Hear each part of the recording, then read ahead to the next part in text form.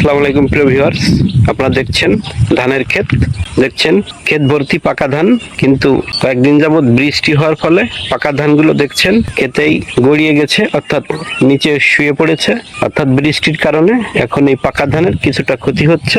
তাই যাদের ক্ষেতে পাকা ধান আছে তারা সতর্ক থাকবেন, এই পাকা ধান যেন বৃষ্টির কারণে ক্ষতিগ্রস্ত না হয়। উপযুক্ত সময় আপনারা সংগ্রহ করবেন জমি থেকে কেটে।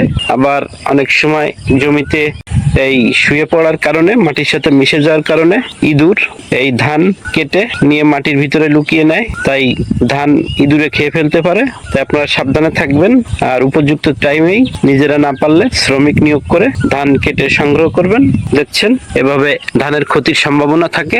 অনেক কষ্ট করে অনেক সময় নিয়ে ধান ফলাতে হয়, এরপর পরিচর্যা করতে হয়, এক সময় পেকে যায়, এরপর সঠিক সময় আবার কেটে ঘরে তুলতে হয়। দেখছেন পুরা জমি এখন পাকা ধানে ভর্তি, কিন্তু বৃষ্টির কারণে এই ধানগুলো ভর সইতে না পেরে মাটিতে নুয়ে পড়েছে, মাটির সাথে মিশে গেছে। এখন যদি উপযুক্ত টাইমে এই ধান কাটা না হয় তাহলে ক্ষতি হবে।